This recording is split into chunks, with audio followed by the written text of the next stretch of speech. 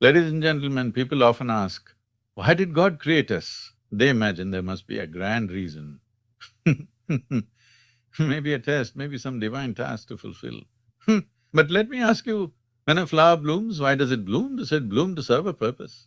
Or does it bloom because that is the nature of life itself? Creation is not a project, it is not a problem to solve, it is a dance, a cosmic play, a lila. God or whatever name you wish to give to that which is beyond did not create out of need. Need is human, completion is divine. So, why humans? Because this creation wanted to experience its own intelligence, its own magnificence. You and I, we are the only species that can sit, close our eyes and turn inward. God did not create humans for comfort. If it were about being comfortable, you'd be better off as a worm. No stress, no overthinking, free food. But you're human.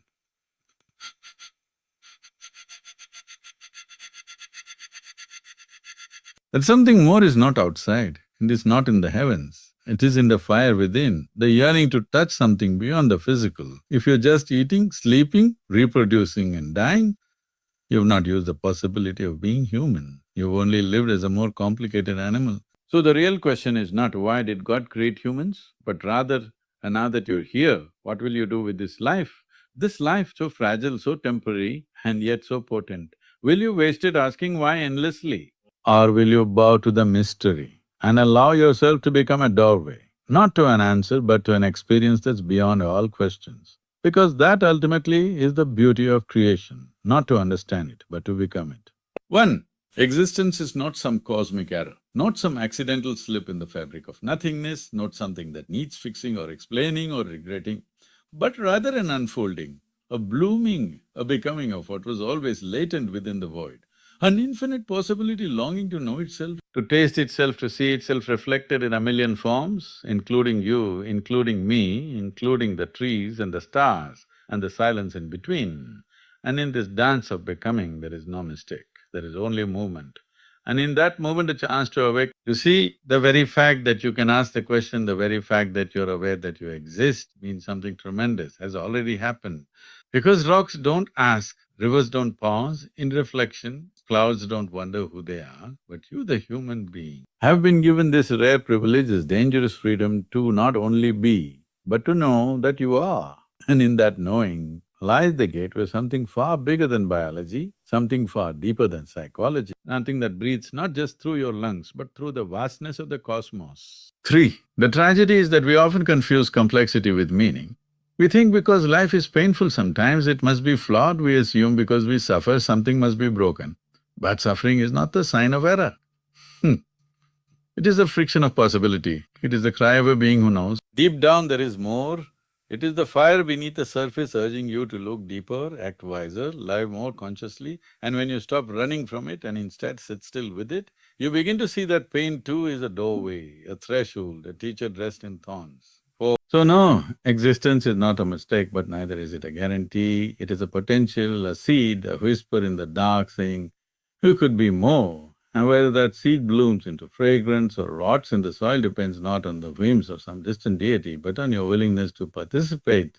To engage with life fully, not halfway, not distracted, but totally, vulnerably, absolutely present, because only in presence does the mystery begin to unveil itself, not through analysis, not through belief, but through direct, raw, unfiltered contact with what… Five, and this possibility is not reserved for monks or mystics, not just for those who sit in caves or wear robes, but for every single human heart that beats with wonder, every eye that dares to see without judgment, every breath taken in awareness. Because the divine is not hiding in the skies, it's in the mud beneath your feet, it's in the tears that fall silently at night, it's in the joy that erupts without reason, and in the stillness that holds it all together, waiting, always waiting for you to turn inward and recognize that the temple has always been inside. Six, but the mind, clever as it is, loves to complicate it, builds stories, identities, labels, fences and fortresses. It tells you you're not enough, that you're broken, that something is wrong, and it convinces you to chase endlessly. More money, more success, more validation, not because these things are wrong, but because without awareness, they become traps instead of tools. And while you're running in circles, possibility sits quietly inside you, untouched, like a lamp unlit, like a song unsung, like a mountain never climbed. Seven, And so the invitation is not to believe or disbelieve, not to follow or reject, but to turn your gaze gently inward, to become sensitive not just to your thoughts, but to the life that pulses through you, the same life that moves in trees, in animals, in oceans and galaxies. And when you feel that, when you truly feel that, not as an idea but as an undeniable truth vibrating in your very cells, then you'll see. This existence is not random, not cruel, not flawed. Lord, it is vast, intelligent, alive, and it trusted you enough to let you participate. 8. So let us not waste this chance asking endlessly why we are here, but instead become aware that we are here, awake, alive, breathing, and capable of both destruction and divinity. And in that awareness, in that trembling recognition of what it means to be human, the possibility of existence becomes not a burden, not a question, not even an answer, but a dance, a silence, a sacred yes that echoes through your bones. And you realize, not with your intellect but with your entire being, that existence was never a mistake. It was always an invitation. Creation did not begin with a mission, a task list or an agenda. It did not arise from the pressure of productivity or the burden of meaning, but from the overflowing joy of the infinite wanting to express itself, to dance with itself, to split itself into stars and soil and soul just to see what it would feel like. Not because it had to, not because there is something missing, but because when stillness becomes full, it bursts into movement, and that movement is not work. It is Leela, the divine play of existence unfolding without destination, yet never without two. See, the trees are not growing to win awards, the rivers are not flowing to reach some cosmic KPI, the clouds are not drifting because of spreadsheets in the sky. They are all simply doing what they do because it is their nature, because it is the most spontaneous, joyful, effortless expression of what they are. And this is what we have forgotten as human beings, trapped in our endless hunger for meaning and structure and achievement. We have turned even life into a business, a problem to be solved, when it was meant to be a dance to be danced with eyes closed and heart open. Sri, the sun does not rise with a goal, the moon does not wax and wane with ambition, yet they move with such perfection that we build calendars around them. And this is the irony. The most ordered systems in existence are born not from purpose but from play, not from purpose but from play, not from rigidity but from rhythm. And if we stop trying to dominate creation and instead participate in it, if we stop demanding answers and start listening to the silence in between our thoughts, we may begin to taste what it means to live, not as a machine, not as a project, but as a pulse in the great symphony of being. 4. Children understand this effortlessly. Before the weight of what will you become is placed upon their backs, they play, not because it gets them somewhere, but because it feels alive. They laugh not because it earns something, but because something within bubbles up, and that is the closest glimpse into the nature of creation we ever get before we are taught to be useful, to be important, to be serious. And in doing so, we forget that the very force that made galaxies spin also made butterflies dance. And perhaps they are not two different things at all. 5. We keep asking, what is the purpose of life? As if life is an exam with a hidden answer sheet. But no tree ever asked why it grew leaves, no bird ever questioned its song, and yet there is such elegance in their being, such beauty in their unfolding. And maybe that's the point, that life does not happen for a reason but as a celebration. Not to prove something, but to express something that cannot be captured in words or reduced to goals. Something that spills out of silence the way laughter spills from joy without needing permission, justification or outcome. 6. And when you stop clinging to purpose like a lifeline, when you stop demanding that everything must mean something, you start to feel a lightness in your step, a freshness in your breath, because suddenly you're not living to arrive, but simply to be. And in that being there is a certain grace, a quiet ecstasy, because now you're moving with the rhythm of existence rather than against it. You're no longer fighting the current but floating with it. Not passively but consciously, like a dancer who knows every step yet moves as if the music is playing through her. The idea that everything must be purposeful is born from fear, fear that without reason we are nothing, fear that chaos will consume us. But the truth is, play is not the opposite of intelligence. It is the highest form of it. For only a being who is whole can afford to play. Only that which is not lacking can laugh freely. And maybe creation was not trying to fix something or achieve something, but to express the utter freedom and boundless joy of that which lacked nothing and yet spilled into everything, just to experience its own infinite nature in infinite ways. 8. So maybe the question is not what is the purpose of creation, but can you be in tune with its playfulness? Can you drop your heaviness and become a little foolish, a little wild, a little unguarded? Can you touch life not like a puzzle to be solved, but like a breeze to be felt? And in that touch, maybe you'll realize that the cosmos is not a factory but a festival, not a strategy but a celebration. And if you stop trying to control it, define it, or even understand it, you might just find yourself dancing too, for no reason, for no result, but simply because you are. One, humans are not the final chapter in some grand book of creation, not the peak of evolution standing tall with pride as if everything before us was merely a prelude to our arrival, but rather a threshold, fragile and fleeting bridge between what is and what could. A doorway not to more inventions or louder conquests, but to dimensions within that most will never touch unless they stop looking outward and begin the descent inward into the silent vastness that no microscope or telescope can ever reach. You are not the conclusion of existence, not the last stop on the train of life, but the door that opens to realms far beyond five senses, far beyond flesh and thought, far beyond survival and survival. And yet, you must realize that a door is only meaningful if it opens. Because a locked or forgotten doorway becomes a wall and most have become just that, a wall of opinions, a wall of conditioning, a wall of borrowed identities, never realizing that what stands between them and the infinite is not the absence of God but the presence of noise. 3. This human system, so complex, so beautifully engineered, was never meant just to eat, sleep, reproduce and die with a few upgrades along the way. But the tragedy is that most choose convenience over consciousness, comfort over clarity, and in doing so, they remain at the door without ever stepping through, mistaking the architecture for the essence. 4. The ability to suffer, to wonder, to seek, to know joy that is not caused by anything. These are not curses or accidents, but signs that you are built to transcend, that you are not an end point but a sacred passage, a tunnel through which life itself can come to know its origin. And unless you recognize this, you will keep mistaking the scenery of life for the source of life, like someone admiring the gate and forgetting it was meant to lead somewhere unspeakably far. 5. You see, animals live in harmony, trees bloom in silence, stars burn with brilliance, but they do not ask, who am I? Only the human sits in stillness and stares at the sky with an ache not of hunger but of longing, a longing that no achievement, no pleasure, no belonging can silence. Because it is not a longing for more, it is a longing for beyond. And that longing is not weakness but a signal, a whisper from the doorway saying, you are not home. 6. All your intelligence, all your emotions, all your restlessness, if you are willing to observe, are not barriers but invitations, each one asking not for solutions but for stillness, not for reaction but for realization.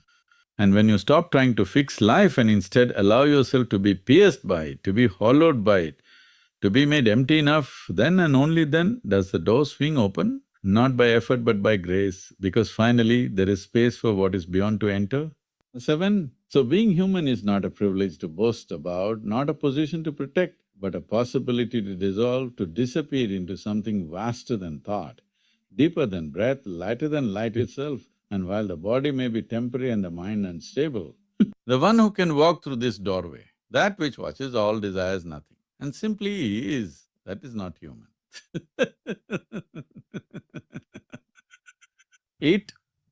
And so the question is not what you can do with your life, but whether you will ever dare to go beyond it, whether you will merely exist or become the one who steps through, not in belief, not in belief, not in fear, but in direct knowing that you were never the goal, never the crown of creation, but always the doorway, and the one who walks through it. 1. We did not come into this life wrapped in guarantees of ease or assurances of peace, for existence was never designed to cushion us with constant comfort, but rather to awaken us, to shake us, to tear open the layers of numbness until something within begins to stir, until we realize that the true gift of being human is not the ability to stay comfortable, but the capacity to be aware, to know that we know, to feel life in its sharpness, its softness, its silence, its sting, and still stay present, too.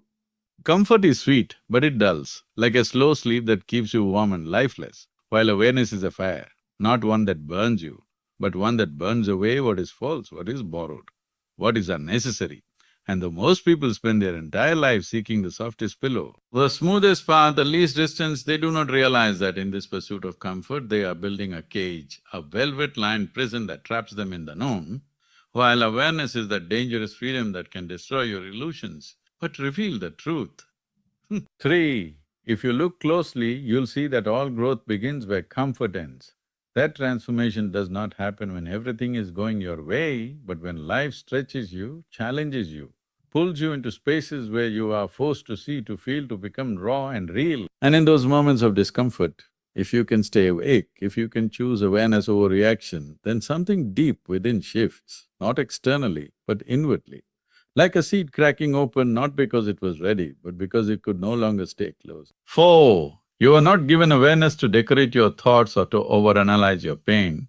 You are given awareness to pierce through the fog, to see the inner workings of your mind, to witness your joy without clinging and your suffering without collapsing. And in this witnessing there is no comfort, no safety net, no reward, but there is clarity, and clarity, though often sharp and ruthless, is the most compassionate force because it liberates you from lies you didn't even know you were living. 5. The human journey was never about building a comfortable nest and dying safely. It was about burning learning, waking up again and again, until one day you stop running from discomfort and start welcoming it like a mirror, seeing that every difficult emotion, every restless night, or every aching question is not an enemy but a guide, a crack in the shell of unconsciousness where awareness can enter like light. And when that light touches the untouched places in you, it hurts, yes, but it also heals. 6. To be aware is to live with your eyes open even when it's easier to close them, to feel the full spectrum of life without going numb, to not turn away when truth becomes inconvenient. And this is why so few walk this path. Because awareness demands that you take responsibility for what you see, for what you are, for what you are not. And comfort offers you 1,000 distractions to avoid that responsibility. But avoidance is not freedom, it is just decorated bondage with good lighting. So if you find yourself restless, if life is no longer satisfying you with its usual comforts,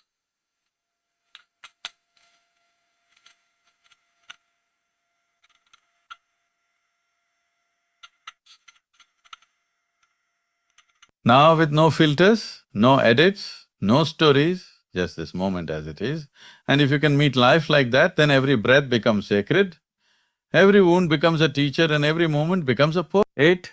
So let us not worship comfort as if it is divine, for it is awareness that is sacred, the ability to see clearly, to feel deeply, to live honestly, to meet life not just when it pleases us, but also when it stretches, not just when it soothes us, but when it shatters us, because only one who is willing to stay aware through it all can truly say they have lived, not just existed. 1. We humans are obsessed with asking why. Why was I born? Why did this happen? Why did God make us? As if the heavens must submit a reason, as if the infinite owes us a tidy explanation. But in this endless pursuit of why, we forget that even if the skies thunder down the answer, even if creation stood before us and whispered its origin, the real question would still remain, what are we doing now with this breath, this body, this brief miracle of life? Because without action, even the deepest understanding becomes weightless, hollow, forgotten. 2.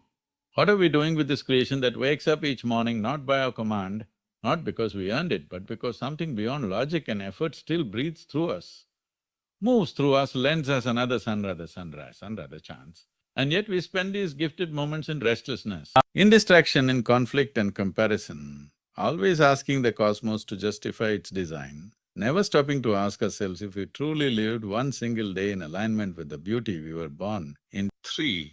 We build temples and argue over scriptures. We quote the divine while forgetting to embody it. We chase comfort and call it success. We consume and call it progress. And all the while, the earth beneath our feet waits in silence. The trees offer their shade without question. The rivers flow with no demand for meaning, and only we, the most conscious species, live as though life owes us an explanation before we will begin to live it well. 4. You see, maybe the question was never why did God create us, because perhaps creation was not born from reason but from rhythm. Not from purpose but from play. And in asking why, we miss the invitation, the wild unspeakable invitation to become aware, to become alive, to become responsible for this extraordinary flame of life that flickers within us, not so we can find comfort, not so we can argue over beliefs, but so we can rise, so we can see, so we can create as we were created. 5. We were not placed here to conquer or to merely survive. We were not made to drift through life numb, collecting things and titles and distractions. We were gifted with consciousness not to decorate it, but to use it, to shape ourselves, to touch what is sacred, not by reaching outward, but by turning inward, and to realize that creation is not something done to us. It is something happening through us in every moment. We choose presence over habit, truth over comfort, depth over noise. 6. So what are we doing with this creation? This mind that can imagine the stars, this heart that can feel the pain of a stranger, this body that carries the wisdom of the earth, this awareness that can reflect the divine. Are we asleep at the wheel or are we waking up? Are we wasting this chance in the name of convenience or rising to it in the name of consciousness? Because one who sees even a glimpse of what this life is truly made of cannot walk carelessly again, cannot live unconsciously again, cannot postpone the sacred for someday again. This creation is not ours to own, but to honor, not ours to explain, but to explore, not ours to use blindly, but to awaken within it. And if we keep asking why without living how, if we keep looking to the sky while ignoring the soil beneath our feet, then we will die with answers we never applied. With wisdom we never lived, with divinity we never embodied. And that, not the lack of purpose, would be the real tragedy of this miraculous existence. Hey, so maybe it's time we stop demanding to know the divine's intentions and start fulfilling our own potential. Maybe it's time to stop chasing meaning like it's somewhere out there and start making meaning with every breath we take, every word we speak, every life we touch. Because the gift of creation was never the guarantee of answers, it was the opportunity to become the answer.